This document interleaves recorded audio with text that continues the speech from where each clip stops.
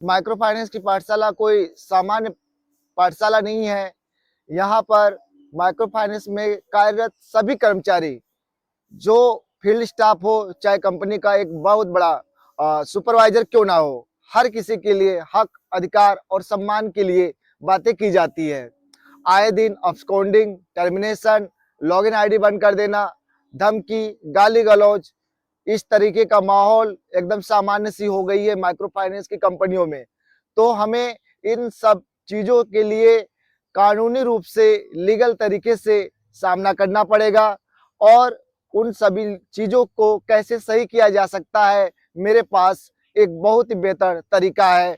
यदि आप सभी लोग साथ दें तो इस जो बैड कल्चर है इसे बंद कराया जा सकता है। बैड कल्चर में क्या आते हैं, इसके बारे में मैं थोड़ा सा चर्चा करना चाहता हूँ। जैसे मिडनाइट तक, रात को 10-11 बजे तक ऑफिस में बैठा कर रखने का काम, क्लोजिंग के नाम पर, कैश गिनने के नाम पर और बीसी ज्वाइन करने के नाम पर रात को 10 से 11 बजे तक, कभी कभी 12 बजे तक बैठना पड़ता है, माथापच्ची करना पड़ता है, अधिकारियों की धमकी सुननी पड़ती है, कंपनी से बाहर निकलने का धमकाया जाता है, गाली गलौज सुना जाता है, तमाम तरीके का यातनाएं बीसी के दौरान सुपरवाइजर लोग देते हैं। एक्चुअली होता है क्या है कि दिन भर सुबह से लेकर शाम तक, रात तक सुपरवाइजर तो आराम करते रहते हैं, सिर्फ व्हाट्सएप पे फॉलोअप लेते रहते हैं, कॉन्फ्रेंस में जुड़े रहते हैं।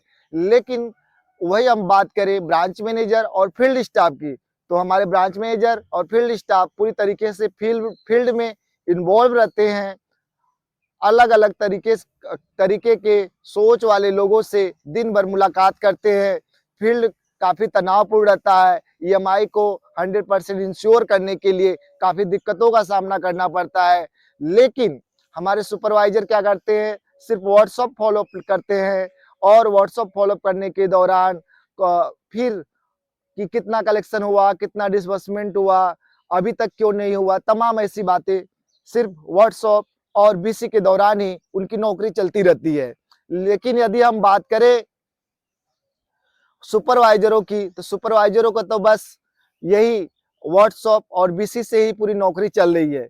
लेकिन और बाकी सुबह से लेकर शाम तक वे पूरी तरीके से फ्री होते हैं, सिर्फ किसी ऑफिस में लैपटॉप को लेकर बैठ जाते हैं और फिर टार्चर और कैसे परेशान किया जा सकता है, तमाम चीजों पर विचार मंथन और प्रयोग किया जाता है।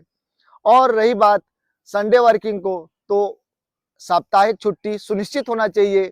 आप यदि संडे को भी काम कराओ, नो इशू, क्योंकि ये आरबीआई का रूल्स भी है कि आप संडे को वर्किंग करा सकते हैं यदि कंपनी प्रॉफिट में नहीं है या कंपनी विषम परिस्थितियां में है तो।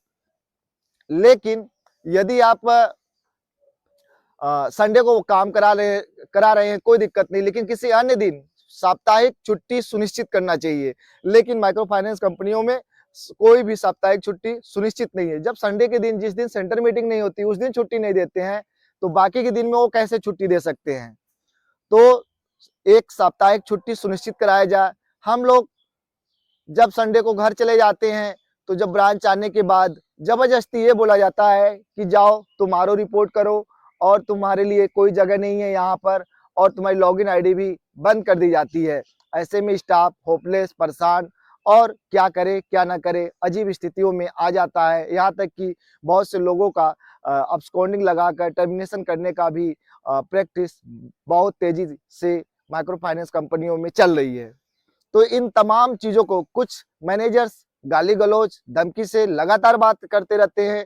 इन तमाम चीजों का एविडेंस आप रखें। रात में फील्ड में रहने का जीपीआरएस वाला फोटो, रात को ऑफिस खोलने का जो देर रात तक खुली रहती है और काम कराया जाता है, उस समय का लाइव फोटो रखें और डेट के साथ रखें, जीपीआरएस कैमरा से फोटो ले रखें। और जो वर्किंग कराई जाती है, वर्किंग करा